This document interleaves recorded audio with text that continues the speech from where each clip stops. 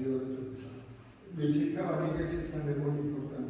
Jo diria que fer un anàlisi del Cabanilles relacionat amb la comarca, mirant totes les suggerències que aporta, ens donarà pistes i metodologia per al treball. I també el valor de presentar-lo també Cabanilles és com quan hem parlat de Josep Pla i Cadaqués, el paisatge. Com el paisatge, Cabanilles, com ens introdueixen el paisatge del lloc. Ens descriu les formes de treball, les collites, etc. Al costat de Cabanilles podríem citar moltes bibliografies.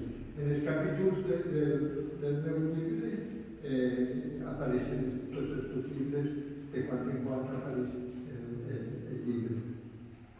I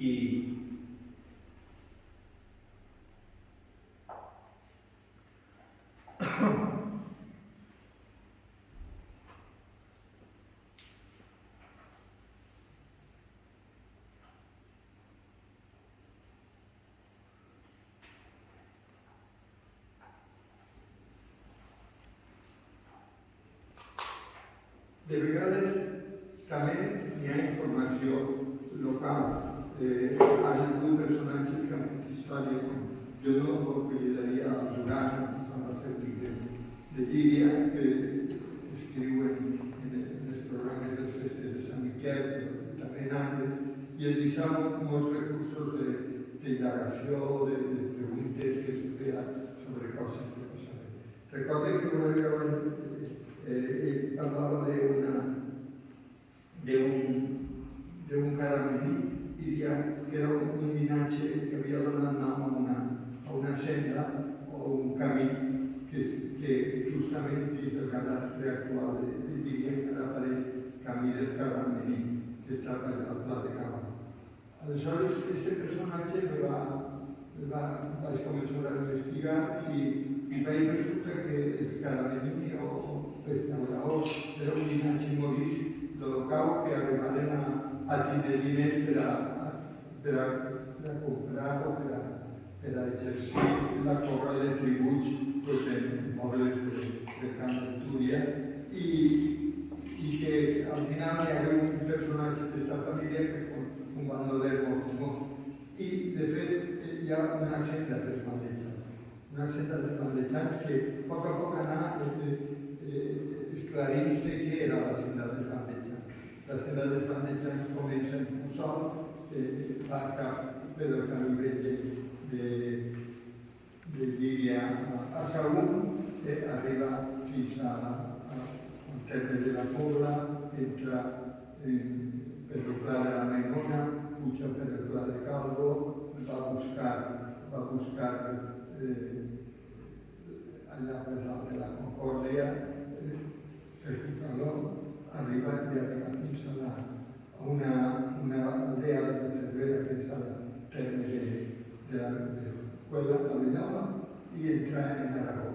Esta senda dels bandejants havia estat utilitzada per models aragonesos per anar-se'n a la Meta, una forma d'anar-se'n. I allà sola acudia una barqueta, o anava una barca, o acudia un vaixell, i els anava transportant per als rics budecles aquells que volien anar. Després fou una línia de bandolers i de tot això. I això ens donava més pistes. I d'aquesta pista de la senda dels bandejants arribaríem a la senda dels repobladors, com en el moment de la repoblació de la part del com iniciativa, el virrei de Mallorca, que és el baró del camp d'aquesta època, ha decidit que vivien d'un poble que es diu de Llach i Pollença, habitants a poblar-lo. De fet, sí que enviarà pobladors a la Marina, que sabeu que hi ha pobles de la Marina que parlen una de mallorquí, el Salat, com és la Vall de Tàrrega. Doncs bé, podria haver passat el mateix en la nostra vall. Però a la nostra vall solament arribaren dues famílies, els Olivers i els Bosch. I de fet, els Olivers, se recorda en Gàtova, hi ha un carrer que diu Oliverso, que vol dir allà baix estan els Olivers, la part de baix del poble. Vol dir, els demés venen a altres terres millors i se n'anaven. Però el fet és que ahí queda escrit una sèrie de llinatges. I aquests llinatges que van repoblant pues, faran que quan falle la repoblació dels mallorquins, el baró de l'Ocau tinga que fer una carta poble. Havia fet un any en Mallorca, el 1610, i el 1611 fa un altre en l'Ocau. I aleshores, qui ha contactat? Pues, seguint el camí dels bandejants de la Vellada a Torrijas, de Torrijas a Camarena de la Sierra. I a Camarena de la Sierra pues, baixen els mateus de Camarena de la Sierra i comencen a repoblar la Vellada. Un altre fet és l'estudi dels pastors transhumants i la transhumància en el camp d'estudi. És un altre fet important de recordar i de tindre en compte a l'hora de fer una història local, partint dels pastors que viuen en el poble i dels pastors que han hagut i dels llinatges dels pastors i del trasbals que representaven. Crec que fins a 1982 en l'Ocau encara se subasten el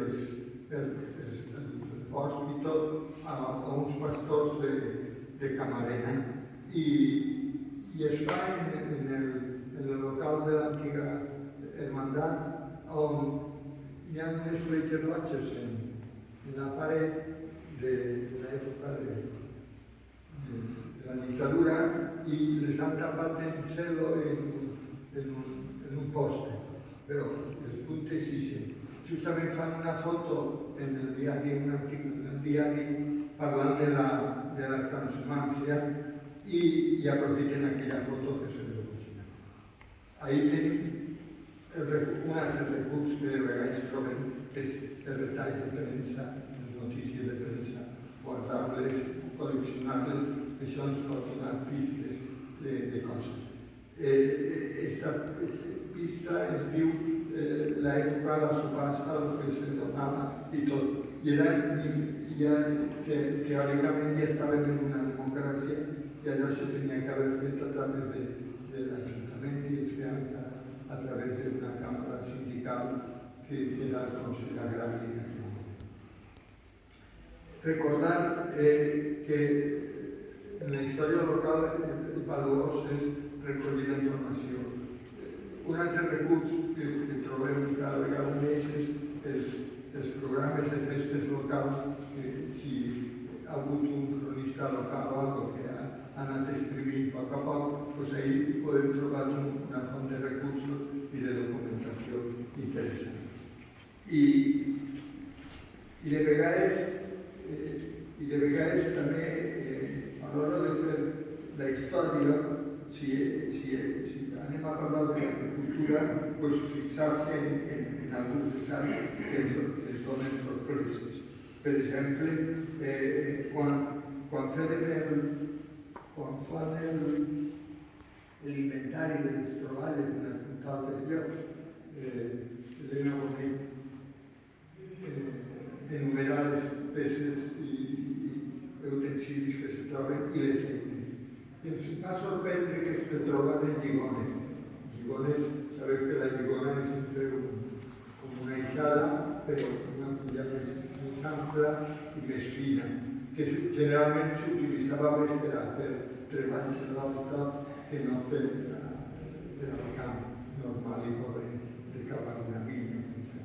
Com era que hi havia 12 o 13 lligones del Puntal dels Llocs? Per a què volien aquells personatges tantes lligones allí?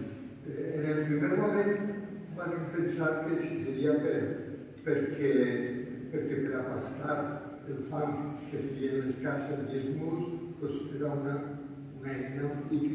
De fet, els obrers encara per a passar l'alxeps i tot això l'utilitzaven. Però després, mirant les troballes que feien de llegums, de llavors, coses que podíem...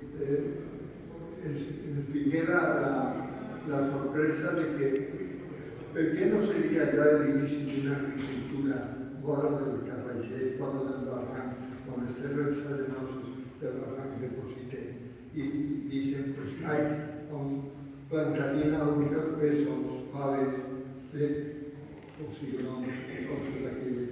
I al treballar sobre la sorra, la llegona era un altre útil, molt més útil que l'aixada.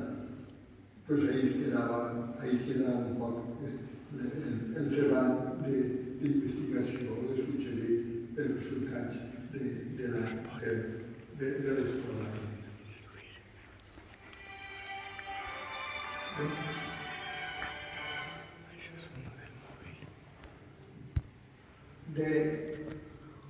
Del moment de la conquesta tenim la crònica del rei Jaume I i també